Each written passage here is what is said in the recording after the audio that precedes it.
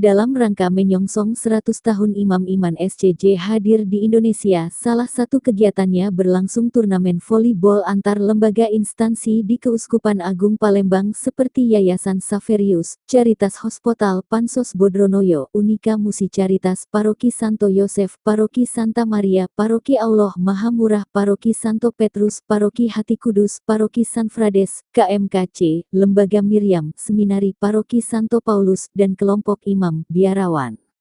Acara dibuka oleh Andreas Suparman SCJ selaku Pater Provinsial SCJ Indonesia pada Sabtu, tanggal 13 April tahun 2024 bertempat di lapangan voli Komplek Unika Musi Caritas Jalan Bangau Palembang. Turnamen ini akan berlangsung selama 1 bulan dan berakhir final pada tanggal 12 Mei tahun 2024.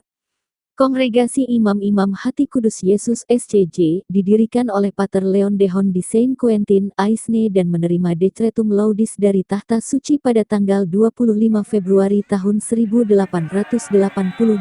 memulai karya di Indonesia pada bulan September tahun 1924 di Tanjung Sakti, Sumatera Selatan. Misionaris SCJ pertama adalah Pastor HJD van Oort, Pastor K. van Stekelenburg, dan Ber. Felix van Langenberg, para imam SCJ yang sering disebut sebagai Dehonian.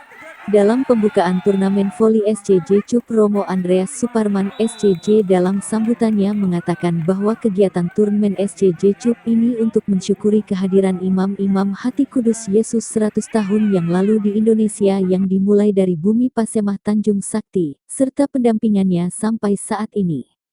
Rangkaian kegiatan dimulai mengarak salib suci Yesus ke seluruh wilayah Indonesia di mana SCJ memiliki sejarahnya di tempat tersebut.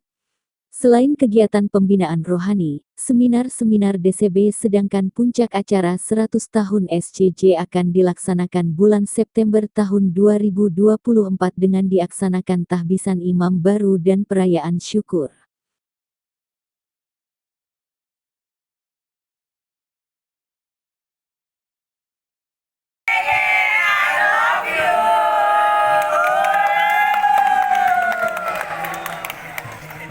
Tujuan SCJ Cup ini untuk mensyukuri kehadiran para imam-imam Hati Kudus Yesus di Indonesia 100 tahun yang lalu, tepatnya di Tanjung Sakti.